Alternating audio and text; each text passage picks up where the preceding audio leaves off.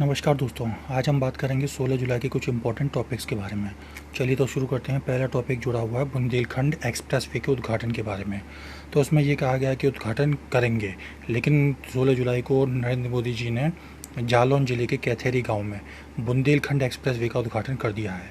कितना लंबा है ये एक्सप्रेसवे? 297 किलोमीटर लंबा, 4 लेन का है। इसके निर्माण पर 14,850 करोड़ रुपये की लागत आई है। बाद में से 6 लेन तक विस्तारित किया जा सकेगा। यह चित्रकूट जिले में भरतकूप के निकट जो है गोंडा गांव है, वहाँ का राष्ट्रीय राजमार्ग 35 से लेकर इटावा जिले के कुदरैल गांव तक जाता है। जहाँ ये कहाँ मिल जाता है? आगरा लखनऊ एक्सप्रेसवे में मिल जाता है। ये कितने जिलों से होकर जाता है? 7 से। तो चित्रकूट, बांदा, महोबा, हमीरपुर, जालौन, औरैया और इटावा से। संपर्क बढ़ाने के साथ साथ ये क्या करेगा? आर्थिक विकास को भी बढ़ावा देगा। इससे स्थानीय लोगों के लिए रोजगार के अवसर भी सृजित होंगे और एक्सप्रेसवे के निकट बांदा और जालौन जिलों में औद्योगिक गलियारा बनाने के काम भी शुरू हो चुका है। सरकार देश के विभिन्न भागों के बीच संपर्क बढ़ाने के लिए प्रतिबद्ध है और जो है इसी उद्देश्य से सड़क संपर्क में जो है सुधार किया जा रहा है। प्रधानमंत्री नरेंद्र मोदी ने 29 फरवरी 2020 को बुंदेलखंड एक्सप्रेसवे के निर्माण की आधारशिला रखी थी, यानी कि बहुत ही जल्दी बना दिया गया ये, और इसका निर्माण कार्य केवल 28 महीनों में पूरा हुआ है। दूसरा टॉपिक जुड़ा हुआ है नई दिल्ली सहभागिता योजना से।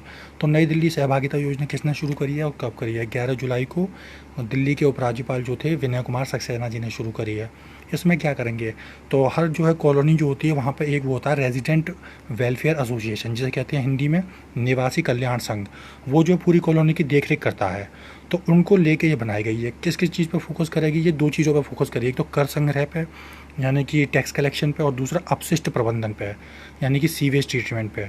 तो इसमें क्या होगा कि अगर ये रेजिडेंट वेलफेयर एसोसिएशन कर संग्रह में दक्षता और अनुपालन में सुधार करते हैं, तो क्या होगा कि अगर ये अपने जो है यहाँ से टैक्स को कलेक्शन करते हैं 90% तक का, तो जो है उस टैक्स कलेक्शन का 10% तक का हिस्सा ये अपने विकास कार्यों की सिफारिश करने में सक्षम होंगे। और ये क्या होगा? कर संग्रह 1 लाख रुपए की सीमा के अधीन होगा। और दूसरी तरफ इन्हें क्या करना होगा कि स्रोत पर ही क्या कहते हैं गीले कचरे और सूखे कचरे को 100% पृथक्करण करना होगा। तो इससे इन्हें क्या फ़ायदा होगा रेजिडेंट वेलफेयर एसोसिएशन को, कि इन्हें जो भुगतान किए गए कर का जो है 5% अतिरिक्त प्रोत्साहन सरकार प्रदान करेगी। तो ये जो है इन चीज़ों से सम्मिलित है।